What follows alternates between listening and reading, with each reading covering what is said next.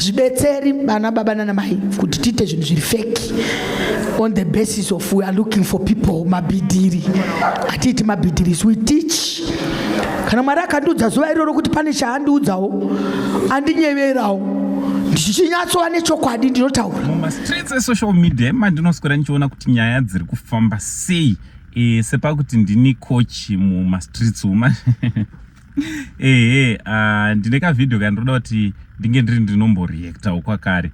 Ndine kavidhio kandinoda kuti nditaure nezvako imimi ndokuratidzai zvakare. Monyorawo comment yenyu maringe nezvandiri kutaura nezvamuchaona pakavidhio kandichakuradzai. Asi chekutanga, if you are new, if you are watching us for the first time, that is if you are watching us for the first time, if you are watching us from Facebook or YouTube, Instagram, TikTok, yes, I kindly ask you kuti subscribe or follow. And zvakanakira kuti unogara uri updated patinoita videos, you'll be updated, unoonawo zviri kuitika, my latest ari kuitika. Also go and subscribe to our new YouTube channel yakanzi Saint Trending News. And on Saint Trending News ndo pamwe futi patiri kukanda nyaya dzakasiyana siyana kufanana nedzino.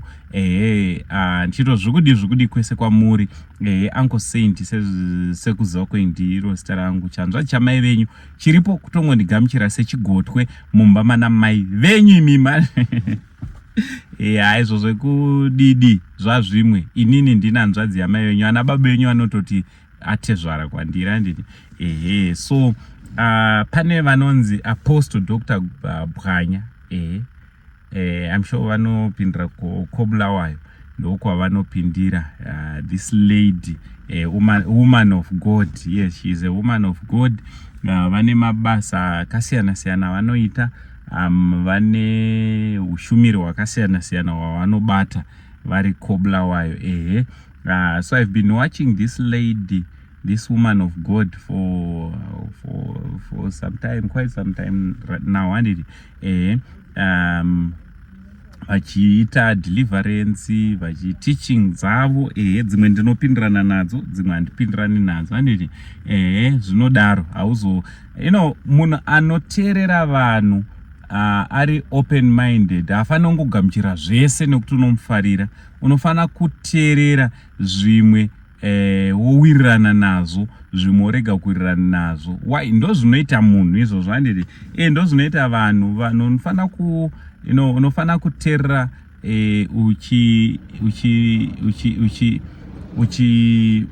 une pfungwa dziri kuda kudzidza. Ukaona munhu anongoti zvese zvinotaura munhu ndizvo, munhu yeye kazhinji haana pfungwa dzekuda kudzidza. Munhu ane pfungwa dzekuda kudzidza isauma question mark pane zvinenge zvichidzidziswa nemunhu.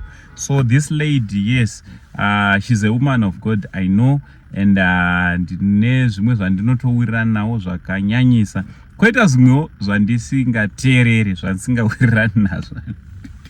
It's normal, and it is normal. So on this one, chandoda kuradzai, there's a video circulating. As we all know kuti pane nyaya yemaprofetsi iri kunetsa mazuva ano. Maprofetsi vamwe vanoti vanoona zvese but vakatadza kuprova kuti vanoona zvese. Vamwe vanoita mamiracles akasiyana siyana kumachechi kwavo. They make sure kuti kune miracles turi kuitika. Mamwe acho asiri mamiracles, ari staged miracles, aya anonzi nechishona chamai manje mabhidhiri. Mabhidhiri zvireva kuti chimiracle chagadzirirwa kuti mimi mubelieve. Kuti mimi mubelieve. So yes, zviri kuitika machurches mahombe nemadiki, maprophets vari kutanga kuda kusimuka. The most of vazhinji, they are even using this way kuti vange vari vanozikanwa. Handiti vamwe vakatosimuka nekuda kwaizvozvo. I'm not going to mention names, but they are there, and it's high time that vanoita mabhidhiri should be exposed. And they should be exposed because they are exploiting people, taking advantage of people. Vanhu vari kutsvaga kupona, and by the end of the day vari kushandisa mukana iwo kunge vari vanoita mabhidhiri avo. Handiti so panga pachitaurwa na Dr. Bwanya anditi vataura vakati zvoni vanga she's 100% against nyaya yemabhidhiri, nyaya yevanhu vari kuita zviprofita zvefeki anditi but havo pane pansinazowirirana navo pavataura kuti haisusu hatichade hatina basa nembiri. Mbiri pane asingaide mbiri basa nayo munayo zvenyu amai, ndochokwadi, asi muyenyu muri kuitsvaga nenzira yeshoko raMwari. Chinova chinhu chisina kuipa futi kuzikanwa, kuva nembiri nekuita the right thing. There's nothing wrong about that. There's nothing wrong about that. Yes, it's something chekuti vanhu vanongotaura, but deep inside they know kuti they want to be known out there. That's why we take videos and post. The moment you shoot a video and post online, it's a clear sign that you want to be known. So there's a video which I'm going to show you. What do you think about this video? Maringene zvakataurwa na Apostle Dr. Bwanya. What do you think about this video? Magasunungo commenter about this whole video. Try from Uncle Saint, the only Zim uncle. For now, it's much love. Let's go. On the basis of we are looking for people mabhidhiri. Atiti mabhidhiri we teach. Kana mara kanduza zuva iroro kuti pane chaandiudzawo andinyeverawo ndichinyatsova nechokwadi ndinotaura.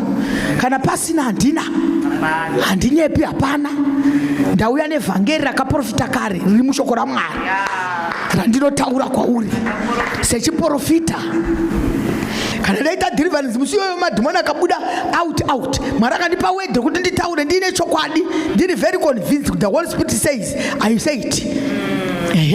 But hazvisiso zvinokuitisa kudenda kuti wanzi prophet ninga ndosikakwane musoro yemagora nezvese zviri kuitika izvi. Vanhu vari kutsvaka mbiri nezvinhu zvakawanda. Isu hatitsvaka mbiri, tiri kutsvaka Kristu, kuti Kristu apinde muvanhu, vanhu vauye kuna Jesu. Saka ngatitei zvinhu zviri correct. Isusu ngatitei zvinhu zviri correct. But ngatidzidze kuticha vanhu vedu what is correct, using the word of God.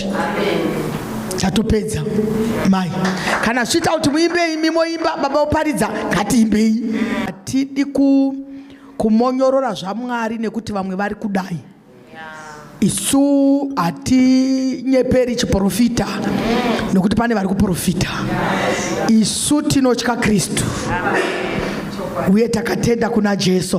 We are not going to be biased or be taken away with the wave of others under whatsoever. Isusu we belong to Christ and we are doing this work for the kingdom of God. Saka tina chokunyepa kana anoda kuenda ndikasara netu inga Noah akangofudza mhuri yake nemhuka akatonyorwa muBhaibheri kuti mushumira akashumira zvikatofamba. Thank you, Apostle.